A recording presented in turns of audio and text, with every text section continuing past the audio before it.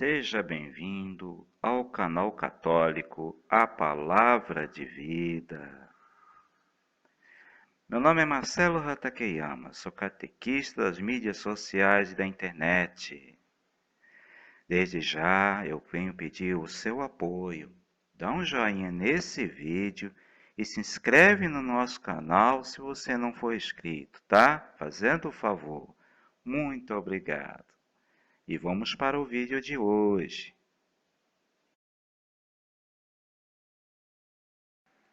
A história da Igreja Católica. A Idade Antiga. Vamos ao vídeo de hoje. Os outros temas da Era dos Concílios.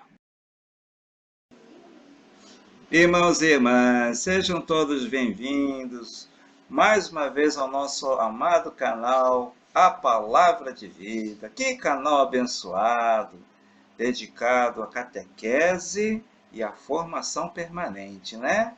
Ninguém consegue amar aquilo que não conhece, né, gente?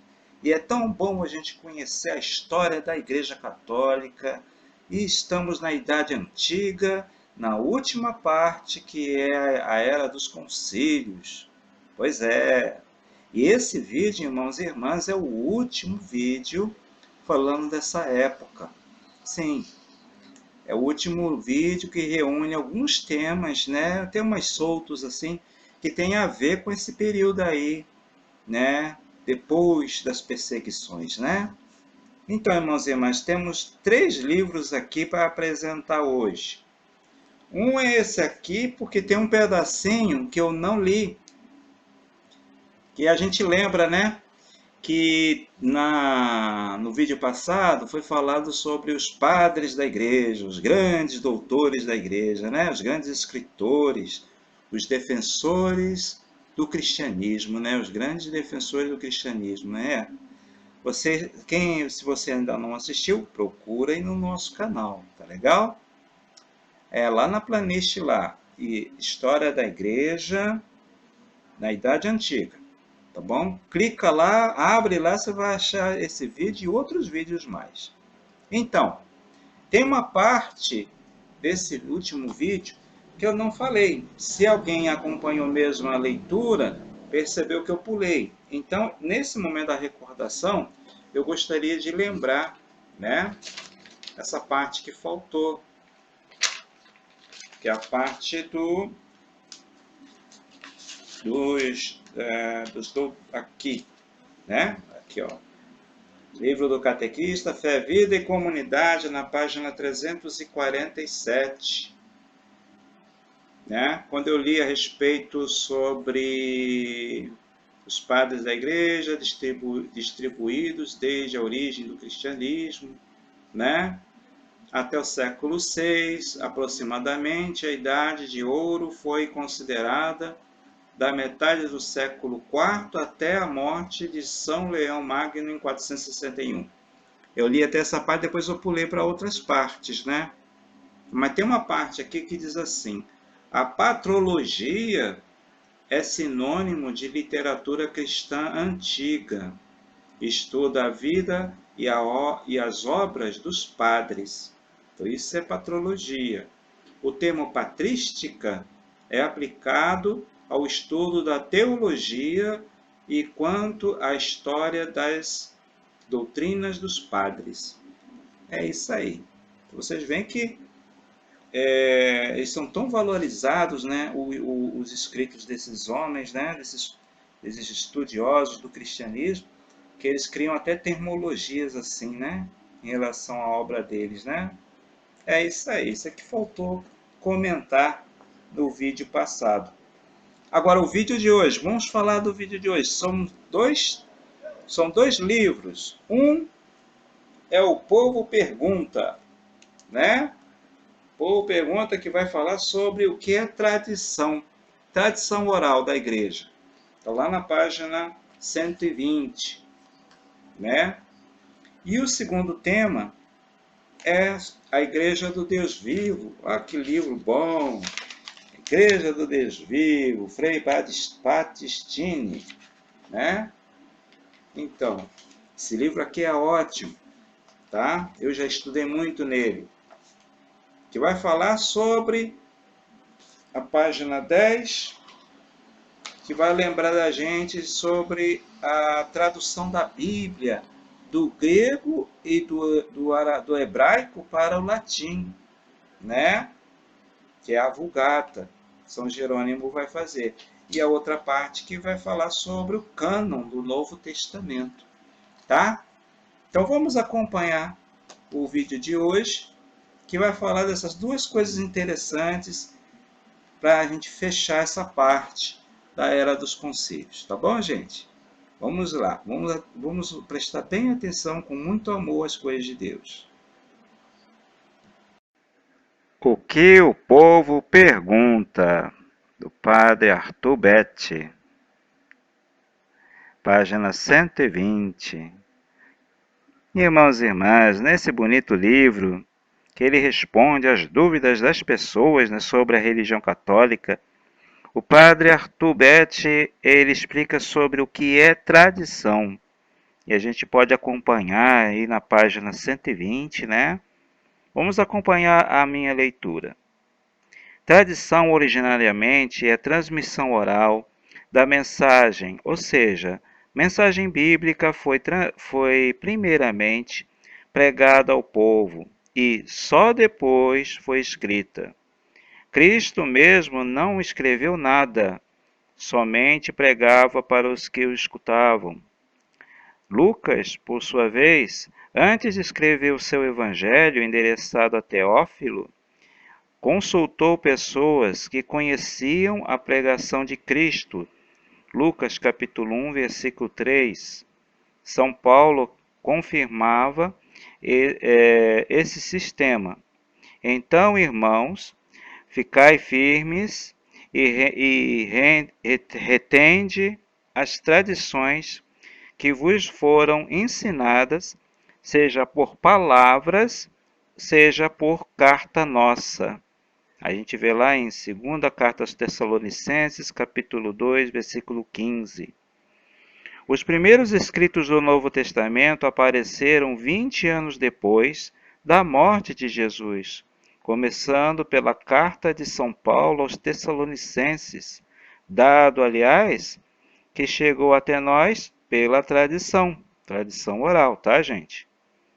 Foi a igreja que, pela tradição, trouxe os 27 livros do Novo Testamento e os 45 do Antigo como inspirados. Então a gente vê a figurinha aqui em cima, que você vê dois homens conversando, aí um já levou para outro, e até a palavra de Deus foi transmitida de boca em boca, né?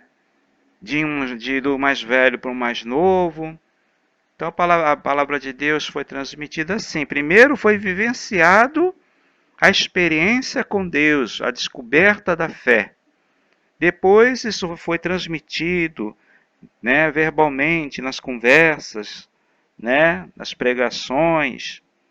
Só muito depois, muitos séculos depois, é que foi escrito. Aí a gente vê um homem aqui escrevendo, né? Então, o escrito mais antigo do Novo Testamento é a primeira carta aos Tessalonicenses. E o Evangelho de Marcos só foi escrito só muito depois. Então, por isso que a palavra de Deus ela veio até nós através da tradição oral, tá? É isso que quer mostrar nesse livro aqui, tá bom? Agora vamos para a tradição escrita, que é a Bíblia escrita, a palavra de Deus no papel, tá bom? Vamos ao segundo tema de hoje. Irmãos e irmãs, agora vamos ao último tema desse vídeo, que vai falar sobre a tradição escrita, que é o livro, vai falar o livro A Igreja do Deus Vivo, Frei Battistini, né? Opa, aqui, né? A Igreja do Deus Vivo, né? Frei Battistini, né? Esse livro ele é muito bom, de que ele fala de tudo um pouco. É um estudo bíblico sobre a verdadeira fé, na verdadeira igreja, né? E aí, na página 10, tem um pedacinho que diz assim: a primeira grande tradução da Bíblia chama-se Vulgata. Foi feito por São Jerônimo, por encargo do Papa Dámaso. São Jerônimo terminou seu trabalho no ano de 384. A Vulgata começou a ser de uso universal. Atualmente, a Bíblia é traduzida em todas as línguas mais conhecidas.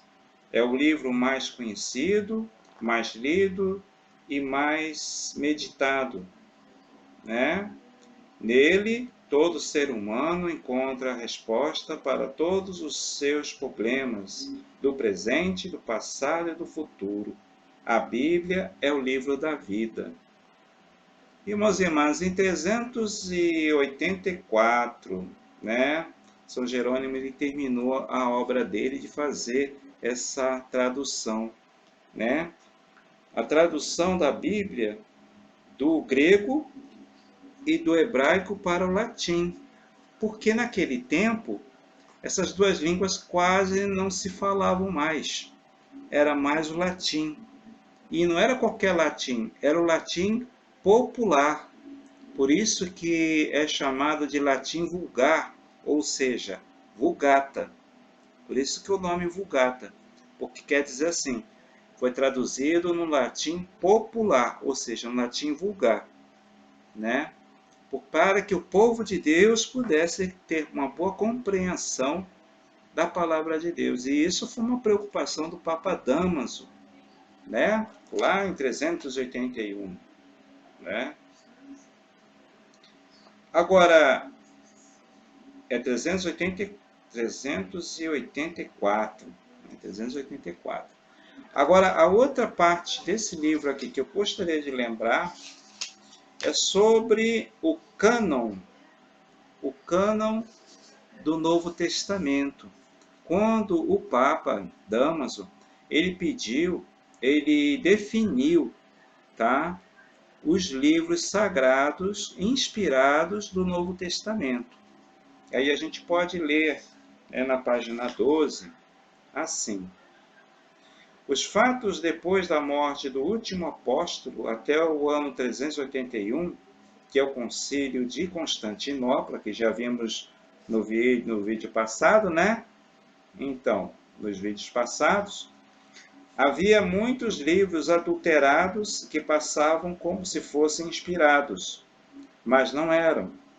Foi o Papa Dámaso que, em 381, que é o Concílio de Constantinopla, né? Naquela época, assistido pelo Divino Espírito Santo, definiu que os livros inspirados do Novo Testamento são os que nós conhecemos e aceitamos. E os nossos irmãos protestantes aceitam também. Aí já trazendo para a nossa época, né?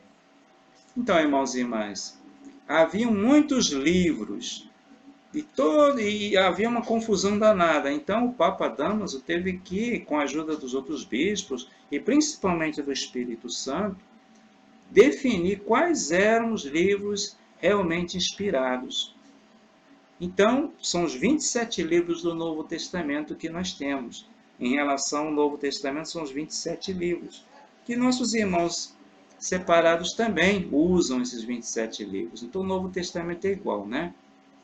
Então, irmãos e irmãs, os outros livros que sobraram são chamados de apócrifos, né? Tem os 27 livros canônicos do Novo Testamento e os outros livros são chamados de apócrifos, né? Vou ler aqui para vocês um resumo para a gente encerrar essa parte. Um resumo que eu fiz do estudo da história da igreja, tá? Aí eu fiz esse resumo, eu gostaria de ler. O cânon dos livros sagrados. O Papa Dámaso, em 381, sob a direção do Divino Espírito Santo, definiu a lista dos livros do Novo Testamento, considerados inspirados. Muitos escritos ficaram de fora, considerados apócrifos, ou seja, fora da lista sagrada, por conterem elementos fantasiosos e lendas, apesar de alguns conterem elementos históricos importantes. Por exemplo, os nomes de Joaquim e Ana, pais de Nossa Senhora, se encontram em um desses livros apócrifos. Entendeu? Então, algumas coisas assim, a igreja reconheceu como verdade. Por exemplo, você não acha o livro, o Joaquim e Ana, pais de Nossa Senhora, nos livros do Novo Testamento, nem do Antigo, você não acha. Mas a tradição oral, como foi falado na primeira parte do vídeo, reforça, né, que estão escritos num livro apócrifo, que eu não sei qual é, né, e são verdadeiros, né, essa informação. Outro exemplo é o livro de Didaqué, né, escrito no século I. É um livro apócrifo, um manual ou catecismo dos iniciantes na fé cristã do século I. Então, o Didaqué é outro livro apócrifo também, mas que também é valorizado também, de certa forma. Viu? É um manual de catecismo dos primeiros cristãos, está vendo? Século I.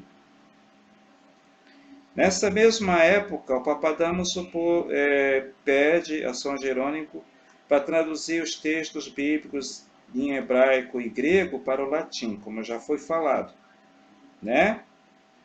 A Vulgata. Essa obra foi terminada em 384 depois de Cristo, e naquele tempo a maioria do povo falava o latim vulgar, daí a necessidade da tradução, né? É isso aí. Então, com isso, irmãos e irmãs, nós encerramos o vídeo de hoje e encerramos também essa Idade Antiga. E a gente sabe que no século V, né, 475, se eu não me engano, né, aqui no livro, né, que vai dizer que em 475, 476, o Império Romano acabou. O último imperador é morto, né? Aí acabou a Era Antiga, essa Idade Antiga. E aí começa uma nova época chamada Idade Média.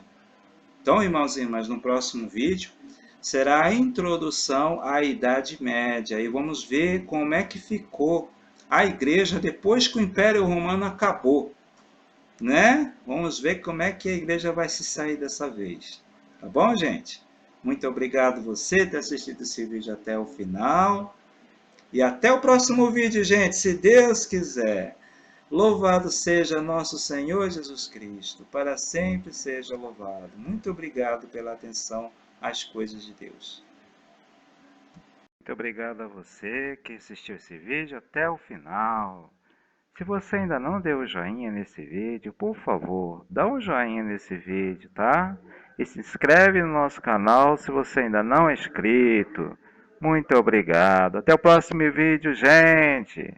Louvado seja nosso Senhor Jesus Cristo, para sempre seja louvado.